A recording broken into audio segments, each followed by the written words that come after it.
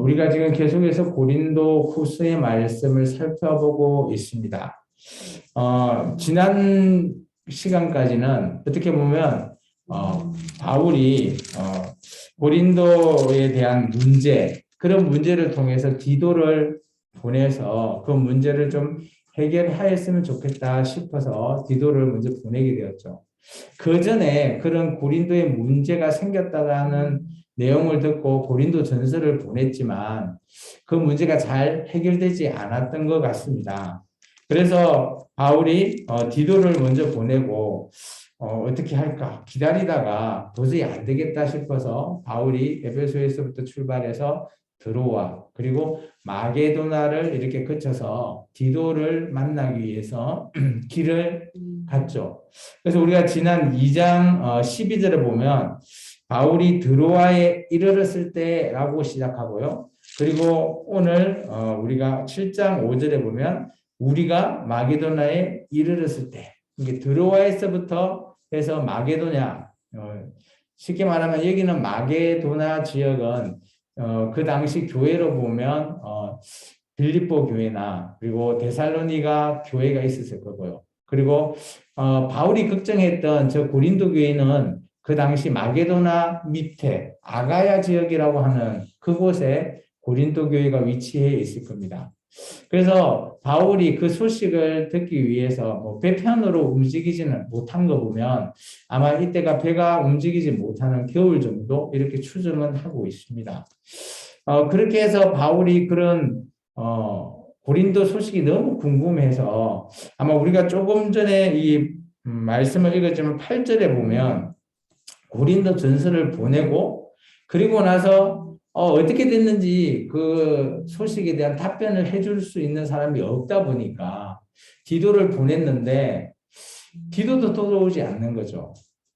그래서 오늘 그런 고린도 교회를 통해서 8절에 보시면 내가 편지로 너희를 근심하게 한 것을 바울이 후회한다 라는 표현을 쓰는 거 보면 아마 고린도 전서와 이 고린도 후서 사이에 또 다른 편지를 보내지 않았나 그렇게 여겨집니다.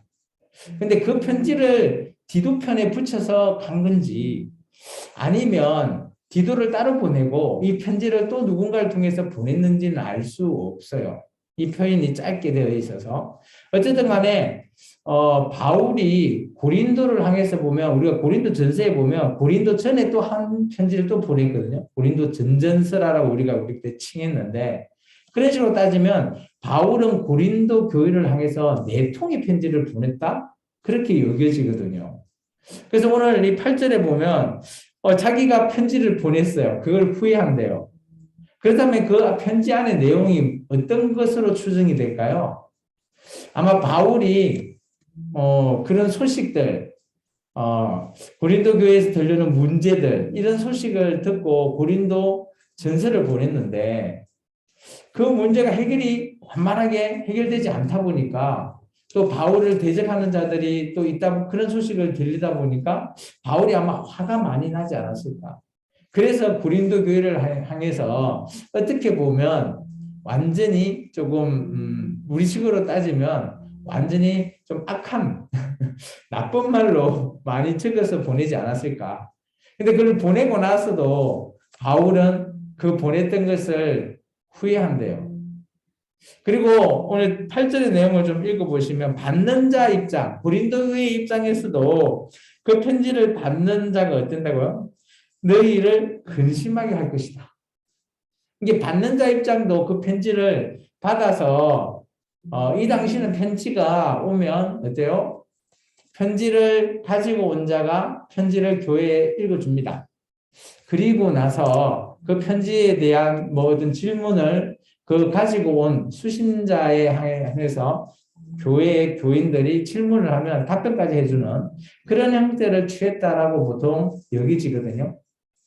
그러면 그 안에 있는 말을 통해서 고린도 교회가 그 편지를 읽어줬을 때 당시 한번 추측해 보십시오. 여기서 안 좋은 말을 계속 해요. 그러면 고린도 교인들은 어떨까요? 바울 선생님이 왜 저러지 하면서 근심이 될 거라는 거죠. 근데 그것 또한 바울이 그 내용을 알면서도 보냈다라는 거죠. 그래서 바울 또한 그 내용을 안 보냈으면 좋겠는데 라고 하면서 후회가 된다라는 표현을 쓴 거죠. 그렇다면 바울이 이렇게 드로아에서 마게도나를 갈 때 우리가 조금 어떻게 보면 너무 은혜가 되어가지고 설교를 했잖아요. 그리스도인의 자세. 그래서 뭐 향기가 되라, 편지가 되라, 뭐 이런 형태로 해서 우리 그리스도인이 어떻게 어떤 역할을 해야 된다, 뭐 이런 거를 쭉 설교를 하고 나서 마게도나에 도착했을 때, 야, 이렇게 내가 은혜가 됐는데, 내가 이전에 보냈던 그 편지를 떠올려 보니까 아마 고린도 교인들도 이 편지를 받아보면 조금 근심되지 않을까 하면서 후회를 좀 했다라고 그렇게 여겼던 것 같아요. 그런데 놀라운 거는 그런 후회 또한 어때요? 오늘 바울이 근심을 하고 이렇게 출발을 했잖아요. 근데 바울에 있어서 오늘은 위로를 받은 바울이에요. 바울 자체도 위로를 받고요. 또한 이제 여기 이제 표현을 또 조금 인용하자면 7절에 보면 위로로 위로한다 라는 표현이 있습니다. 이 표현을 우리가 좀 자세히 한번 보면 바울 입장에서 이제 마게도나에 도착했을 때 바울은 편하지 못했던 것 같아요. 보면 육체가 편하지 못하고 또 사방에 환난을 또 당했대요. 밖으로도 다툼이 있고요. 안으로도 두려움이 있을 때요. 이런 표현을 쓴 것은 사도행전에 좀 알 수 없어요. 사도행전은 지금 이 시점이 고린도 후서 이 시점에 썼던 시점을 사도행전과 맞춰보면 아마 바울이 3차 전도 여행 그 정도점으로 보통 여겨지거든요. 근데 사도행전을 보면 사도행전은 바울이 진짜 잘했던 그러니까 기록들이 막 남아져 있잖아요. 3차 전도 여행이면 바울의 전도 여행의 최고 전성기 그렇게 우리가 말을 합니다. 그 정도로 바울의 그 3차 전도 여행은 대단한 그런 역할을 했던 그리고 바울 전도 여행 1차, 2차, 3차 중에 가장 화려하고요. 가장 뭐 어떻게 보면 뭐 많은 곳들도 전도를 하죠. 또 지역으로 따져도 어마어마한 넓은 범위의 교회들을 전도를 하잖아요. 그리고 교회가 개척이 되고. 이제 어마어마한 그런 모습만 적어 놓은 것이 사도행전이라면 바울 자체의 개인적인 심정을 적어 놓은 부분이 바로 고린도 후서라는 거죠. 오늘 그 표현이 5절에 보시면 마게도나에 도착했을 때의 바울의 개인적인 어떻게 보면 심정, 마음을 좀 담아놓지 않았나라고 보여집니다. 육체가 편하지 못한 거는 아마 바울이 뭐 전도여행하면서 돌에도 맞고 해서 뭐 이렇게 건강한 모습은 아닌 걸로 알고 있어요. 그래서 이것을 육로로 걷다 보니까 좀 피곤하고 힘들고 하는 건 있을 것 같고요. 근데 그런 것보다도 뒤에 보면 그죠? 사방에 환란을 늘 당하는 존재가 바로 바울이라는 거고요. 그리고 밖에도 다툼이 있고 안으로는 두려움이 있대요. 밖에 다툼은 바울을 죽이려고 하는 그런 자들이 있다는 거죠. 교회 내에 할레파라고 하는 나중에 우리가 10장 이후에 보면 할레파들이 바울을 죽이려고 하고 바울을 싫어하고 바울의 모든 것들을 방해하는 그런 요인들이 되거든요. 이제 그런 다툼 그리고 자기 마음 안에는 또 두려움까지 있대요. 이렇게 전도여행을 화려한데 오늘 이런 고린도 교회의 문제나 이런 것들을 들려오다 보면 바울도 사람인지라 아마 그랬던 것 같아요. 그런데 이런 바울이 힘들어하는데 바울 또한 위로를 받았대요. 누구를 통해서요? 오늘 6절에 보시면 이제 결국은 가다가 마게도나에서 아마 아가야 지역 중간 정도에 보통 추정하는데 막 그 정도에서 디도를 만난 것 같아요. 그래서 6절에 디도를 만나니까 얼마나 기쁜지 디도 어떻게 됐냐 내가 너를 이렇게 만난 것도 기쁜데 그 고린도 교회 소식 뭐 어떤 소식이 있어? 라고 물어봤겠죠. 근데 디도가 가지고 온 소식이 바울에게 또 위로가 된 거예요. 그래서 오늘 7절에 디도를 만나서 바울이 위로가 되는데 오늘 고린도 교회가 그 소식을 듣고 나서 또 위로가 된 거죠. 우리식으로 따지면 1+1 위로 뭐 그렇게 표현할 수도 있죠. 이게 어마어마한 위로가 된 바울로 볼 수 있어요. 근데 그 소식이 뭐냐? 7절이거든요. 고린도 교회들이 바울이 생각한 것은 이 고린도 교회들이 전서를 쓸 때 봐서 해방했던 그런 세력에 의해서 이 교회가 끝장나는 거 아니냐 이렇게 생각했는데 오늘 디도를 만나서 그 속사정을 들어보니까 실제로 보면 그들이 어때요? 고린도 교회 너희에 돼 있죠. 이 너희는 고린도 교회거든요. 고린도 교회가 사모하고요. 애통함과 또 열심히 한대요. 이게 이런 표현이 바울의 그런 고린도 전서의 편지를 읽고 난 이후에 이들이 마음이 바뀐 거죠. 그리고 바울 선생님이 이렇게 했으니까 우리가 바꿔야 되겠다. 그래서 제가 고린도 전서를 여러분에게 이렇게 같이 보면서 문제가 나중에 가면 해결되더라 라는 것은 어떻게 보면 이 부분 이게 고린도 교회 내에서도 잘못한 것을 깨닫고 바꾸려고 하는 이게 그런 것들이 이들이 사모하고 바울 선생님의 그런 편지를 통해서 사모하고 열심히 해서 바꿔보자. 우리가 잘못했구나. 문제를 또 자각하고 그랬던 걸로 여겨지는 것 같아요. 이게 그 소식이 오늘 바울에 있어서는 또 위로라는 거죠.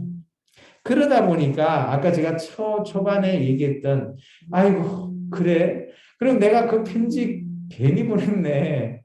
그 편지 받아봤은 그 교회 교인들을 생각해 보니까 그들이 내 편지 받고 또 근심하는 거 아니야? 이렇게 여겨진 거죠. 그래서 8절에 그 편지가 그들에게 근심이 되지 않았나라고 하면서 한편으로는 후회가 되지만 또 바울은 또 이렇게 얘기합니다. 이 근심은 짧아. 들었으니까 안 좋은 소리. 우리가 부모님이 자녀한테 잔소리하면 어때요? 잔소리 듣는 거 싫잖아요. 그러면서 그런 근심은 짧지만 크게 생각해 보면 이게 맞거든요. 그런데 그 근심은 짧지만 여기 8절에 보면 잠시만 근심을 하게 한 줄을 안다. 이 표현이 이걸 듣고는 당연히 근심을 할 수 있밖에 없다. 그렇다면 그 바울이 보냈던 이 편지가 참 궁금하긴 해요. 어떤 내용인지. 하여튼 그 편지를 보면 고린도 교회 성실하고 이렇게 충성된 교인들도 근심을 짧게 한다라는 거죠. 그 바울이 인정한 거잖아요. 그렇지만 그 근심으로 말미암아 그들이 회개할 수 있는 그런 기회가 만들어질 거라는 거죠. 우리가 이제 보통 교회 내에서 어떤 죄를 짓거나 잘못을 하면 우리가 뭘 하죠? 회개라는 걸 하잖아요. 그것이 깨달아지면 회개할 수 있는 조건이 되죠. 마찬가지죠. 바울도 내가 보냈던 이 편지로 그들이 근심할 수는 있지만 그거로 말미암아 그게 근심하고 교회를 떠나는 게 아니라 사실 내가 잘못했구나. 그것을 깨닫고 회개할 수 있는 기회가 되는 수 있는 그게 매개체가 된 게 내가 이 다음에 보낸 고린도 한번 세 번째로 보낸 편지이지 않겠냐라고 바울은 이야기합니다. 그러면서 회개라고 하는 것에 있어서 바울의 표현은 이렇게 표현하고 있습니다. 9절 하반절에 너희가 하나님의 뜻대로 근심하게 된 것은 이라는 표현이죠. 하나님의 뜻대로 근심한다. 그것은 어때요? 우리에게서 아무 해도 받지 않는데요. 이게 우리가 근심을 하면 어때요? 걱정을 하고 근심을 하면 안 좋은 쪽으로만 생각하니까 해를 받는 걸로 생각하는데 하나님의 뜻대로 하는 근심은 그런 거 없다는 거예요. 그 말이 어떤 표현일까요? 하나님의 근심, 이게 근심을 통해서 오히려 우리가 회개하고 하나님 편에 돌아설 수 있는 기회가 되기 때문이라는 거죠. 그 내용을 이제 바울이 좀 더 자세히 설명하고 있습니다. 10절에서부터 16절이거든요. 같이 한번 읽어보겠습니다. 하나님의 뜻대로 하는 근심은 후회할 것이 없는 구원에 이르게 하는 회개를 이루는 것이요. 세상 근심은 사망을 이루는 것입니다. 보라, 하나님의 뜻대로 하게 된 이 근심이 너희로 얼마나 간절하게 하며, 얼마나 변정하게 하며, 얼마나 분하게 하며, 얼마나 두렵게 하며, 얼마나 사모하게 하며, 얼마나 열심히 있게 하며, 얼마나 불하게 하는가.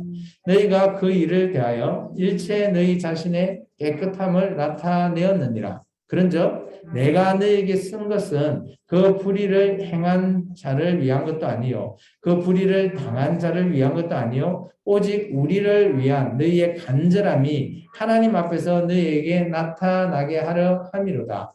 이로 말미암아 우리가 위로를 받았고 우리가 받은 위로 위에 디도의 기쁨으로 우리가 더욱 많은 기뻐함은 그의 마음이 너희 무리여 말미암아 안심함을 얻었습니다. 내가 그에게 너희를 위하여 자랑한 것이 있더라도 부끄럽지 아니하니 우리가 너희에게 이런 말이 다 참된 것 같이 디도 앞에서 우리가 자랑한 것도 참되게 되었도다. 그가 너희 모든 사람이 두려움과 떨므로 자기를 영접하여 순종한 것을 생각하고 너희를 향하여 그의 심정이 더욱 깊었으니 내가 범사에 너희를 신뢰하게 된 것을 기뻐하노라. 자, 여기 보면 하나님의 뜻대로 하는 것이 10절에 이제 표현하죠. 아까 9절과 10절에 하나님의 뜻대로 하는 이 근심이 뭐냐? 이 근심은 구원에 이를 수 있는 회개라는 거예요. 여기는 좀 줄을 끊으면 좋겠어요. 10절의 내용. 하나님의 뜻대로 하는 회개는 어때요? 근심은 회개를 이루는 건데 이 회개는 구원을 이루는 거예요. 이게 우리가 구원을 위해서 회개를 한다라는 거. 근데 이게 근심이라는 표현을 썼잖아요. 근데 여기서 이제 우리가 근심하면 세상의 근심과 하나님의 근심을 바울은 좀 나누려고 생각했던 것 같아요. 우리가 보통 생각하는 근심은 그냥 걱정, 뭐 이런 형태인 것 같고요. 물론 여기도 뭐 그런 비슷한 뭐 뉘앙스긴 하지만 여기서는 그래도 하나님의 근심 이렇게 표현을 한 것 같아요.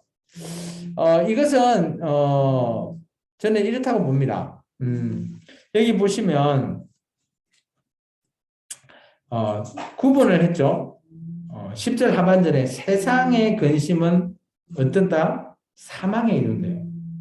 그런데 그 반해서 하나님의 근심은 구원에 이르게 하는 회개라는 거예요. 그래서 우리가 회개를 강조할 수밖에 없는 이유가 여기 있는 거죠. 근데 이 회개는 뭔가 자세히 보니까 사람을 달라지게 하는 내용이라는 거예요. 사람을.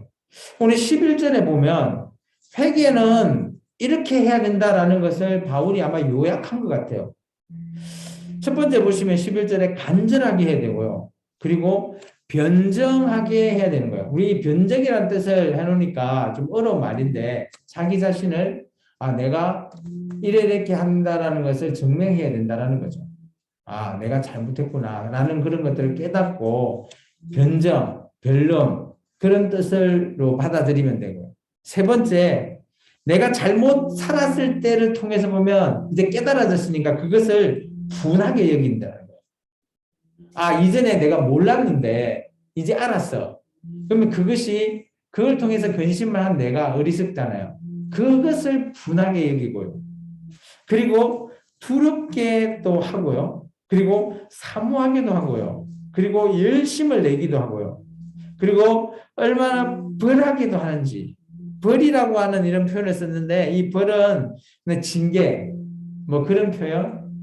이게 왜냐하면 회개하지 않으면 우리가 죄로 말미암아 우리는 사망에 이르는 거죠. 로마서에 바울이 얘기했던 그죠? 그 내용을 그대로 얘기하는 겁니다. 인용해서.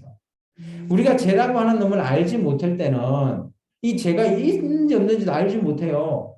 그런데 어때요? 이제는 이 죄라는 놈을 알게 됐으니까 이 죄가 얼마나 싫은지 아무리 떼려고 해도 떼지지가 않는 거죠. 근데 이 죄라는 것을 뗄 수 있는 그 분은 바로 예수님을 통해서만 우리가 이 죄라고 하는 놈을 떼버릴 수 있다고, 우리에게서.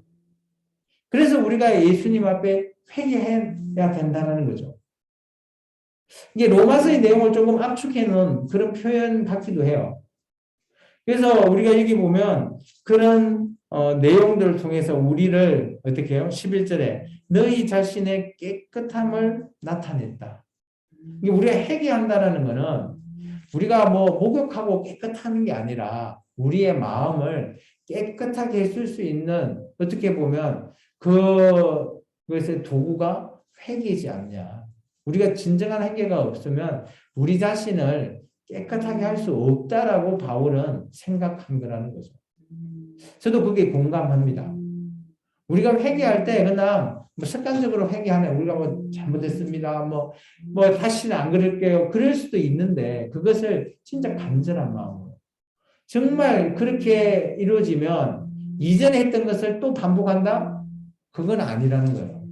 바울의 이 표현을 따지면 이전에 했던 내용은 이제 철저하게 끊어버리고 이제 달라진 나, 그거로 내가 살겠다라는 거죠. 그리고 보시면 바울은 이런 거로 말미암아 우리가 위로를 받죠. 그러니까 이 위로가 우리에게서는 기쁨이 된다라는 겁니다. 어떻게 보면 바울이 받은 이 위로는 당연히 기쁨일 수밖에 없다고 저는 여기져요. 요즘 같으면 막 궁금하면 전화하면 되죠. 저도 전화를 하는 건 안 좋아하지만 전화해서 어떤 상황인지 좀 파악하고 할 수 있잖아요. 근데 이 당시는 그곳에 가지 않거나 아니면 그곳에 누굴 보내서 그 소식을 듣거나 아니면 편지를 받거나 그 외에는 그 소식을 알 수 있는 길이 하나도 없는 거예요. 요즘은 인터넷이 있으니까, 그리고 뭐 요즘은 뭐 유튜브나 이런 거 있으니까 그쪽에서 뭐 찍어서 올리면 그거 보면 뭐 그쪽은 어떻구나 이렇게 알 수 있잖아요. 근데 이 당시만 한번 생각해 봐요. 당연히 걱정이 되죠. 자기가 개척한 그 교회가 문제가 있다고 하니까. 그러다 보니까 바울은 엄청 근심을 한 것 같아요. 그래서 바울이 하나님에 대한 근심은 제가 첫 번째 이 표현을 쓴 이유가 바울 자신이 근심했기 때문이라 저는 생각이 들어요. 그리고 이게 왜 기쁨이냐. 이제 디도를 통해서 소식을 들으니까 얼마나 기쁘겠어요. 그래서 이 위로의 위로, 기쁨의 기쁨이라는 표현을 쓴 이유가 여기 있다는 거죠. 그러면서 물론 이제 다시 디도를 돌려보내는 것 같습니다. 고린도 교회로. 그 소식을 듣고 나서 14절에 보면 이제 바울이 이렇게 얘기합니다. 내가 너희 앞에 자랑한 거, 이 자랑이라는 표현을 쓰긴 했는데 내가 너희를 가르치고 했던 이런 것들이 뭐 자랑일 수도 있는 거죠. 그런데 나는 너희한테 부끄럽지는 않다. 마찬가지로 내가 너희가 디도를 보내는데 디도는 우리의 자랑이기 때문에 너희가 참되게 디도의 말을 잘 좀 따라달라라는 표현을 쓰고요. 그리고 15절에 보시면 그죠? 순종이라는 표현을 썼습니다. 이로 말미암아 디도를 다시 보내서 그 고린도 교회에 다시 이제 이런 또 다른 메시지에 대해서 얘기하겠죠. 근데 그 메시지가 뭐냐? 8장과 9장에 나오는 내용을 다시 한 번 더 디도 편에 보냈던 것 같아요. 그것은 다음 시간에 우리가 한번 알아볼 거고요. 어떤 메시지인지. 그리고 나서 바울은 이제 위로를 받고 기뻤기 때문에 고린도 교회에 대해서 생각이 달라진 것 같아요. 이전에 고린도 교회에 대해서는 극정 근심 이런 교회였다면 이제 바울은 16절을 통해서 보면 생각이 완전히 달라져서 이제 신뢰를 할 수 있는 관계, 그런 관계로 바울은 고린도 교회를 생각한 것 같습니다. 우리 16절 한번 같이 읽어볼까요? 내가 범사에 너희를 신뢰하게 된 것을 어쩐다고요? 기뻐한대요. 범사에. 이전에 이런 표현을 바울이 고린도 교회에 쓰지 않았어요. 이런 걸 보면 이제는 이렇게 자기가 근심하고 막 이렇게 편지를 보내서 어떻게인지 모르고 자기도 초조하지만 그 디도편을 통해서 위로받은 바울이 생각이 바뀐 거죠. 아, 고린도 교인이 내 편지 받고 바꾸려고 하는 거 있는구나. 얼마나 기쁘겠어요. 그래서 그런 관계를 알다 보니까 바울이 이제 고린도 교회와 신뢰가 이렇게 형성된 거죠. 왜냐하면 고린도 교회는 우리가 고린도 전서를 봐서 알겠지만 아볼로가 그죠? 담임하다가 와버리잖아요. 아, 거의 도저히 안 되겠다. 그러다 보니까 바울 입장에서는 더 걱정되지 않을까요? 뭐 담임 목사를 그쪽에 파견되어 있는 담임 목사가 교회를 그냥 안 하겠다라고 바울한테 와버리고 이러면 어떨까요? 그죠? 바울 입장에서는 실제 가서 보면 뭐 이해를 하겠지만 보지 못하는 입장에서 소식만 계속 듣다 보니까 그 소식에 대한 내용으로 편파적으로 고린도 교회를 아마 판단했을 것 같아요. 신뢰관계가 전혀 없는 교회, 그리고 이 교회를 어떻게 하면 좋겠냐, 걱정인 교회, 이렇게 생각했던 바울이 이제 디도의 소식을 듣고 생각이 바뀐 거죠. 아, 이 정도면 이 교회 내 뜻대로 내가 가르친 대로 이 교회가 잘 나갈 수 있겠구나. 그러면서 바울이 생각이 바뀐 거죠. 신뢰 관계가 다시 한 번 더 회복하는, 그로 말미암아 바울도 기뻐하는 그런 내용을 담고 있는 겁니다. 그래서 오늘 7장 16절까지 해서 바울이 어떻게 보면 제가 제목은 이렇게 적었습니다. 위로의 소식이라 했는데 바울 개인적으로는 이제 우리 뭐죠? 이제 그냥 우리 속마음이 이제 이거 여기 근심 안 해도 되겠구나 하면서 그런 표현을 좀 바울은 생각하지 않았을까라고 저는 생각하십니다. 오늘 말씀을 한번 정리하면 세 가지 정도로 해보면 이래요. 바울은 디도를 만나면서 위로를 받았지만 또한 그곳에 고린도 교회에 대한 바울을 향한 그런 열심, 이걸 통해서 위로를 또 더 받는 거죠. 1+1 위로. 저는 그렇게 쓰고 싶고요. 두 번째는 바울도 이렇게 했죠. 하나님의 뜻대로 하는 근심. 아마 세상 근심이 아니라 바울이 아마 이 근심을 가장 많이 한 것 같죠. 그리고 바울이 보낸 그 편지를 받아보는 고린도 교회 교인들도 근심했을 거라 바울은 추정했고요. 그래서 그런 근심은 해결을 통해서 우리를 바꿀 수 있는, 이게 하나님의 뜻대로 이루어지는 근심은 우리를 구원에 이르게 하지, 세상에 있는 근심은 사망에 이르게 한다라는 표현으로 바울이 명백하게 선을 그는 그런 표현을 쓰고 있습니다. 우리가 근심하면 부정적인 단어를 쓰지만 바울은 이 부정적인 단어를 어때요? 긍정화시키는 그런 표현화 시켰던 것 같습니다. 마지막으로 세 번째, 바울이 생각이 바뀌어요. 이전에 근심이었고 이전에 불안했던 그 교회가 이제는 바울의 신뢰 관계가 형성된, 신뢰할 수 있는 교회, 그래서 바울이 또한 기뻐하는 그런 바울로 바뀐다라는 겁니다. 저는 교회가 언제나 이렇게 뭐 위기가 있을 때도 있고요. 또한 신뢰관계로 점점점 이렇게 나아가야 되는 그런 교회가 되어야 된다고 보여져요. 물론 중간중간에 위기는 있을 겁니다. 그럴 때일수록 정말 바울 표현처럼 하나님에 대한 근심, 그거로 말미암아 우리 교인들이 변화되고 바뀌면서 더 성숙해 나가는 그런 교회, 그런 교회가 바울이 원했던 그런 목표적인 그런 방향의 교회가 아닐까 여겨진다라는 겁니다. 우리 생명나무 교회도 이제 5주년이 다가오지만 좀 더 나아가다 보면, 물론 뭐 더 많은 숫자들이 같이 예배하다 보면 지금은 그렇게 그죠? 문제라고 하는 것들이 없겠지만 사람이 많으면 많을수록 문제는 있을 수밖에 없다라는 거예요.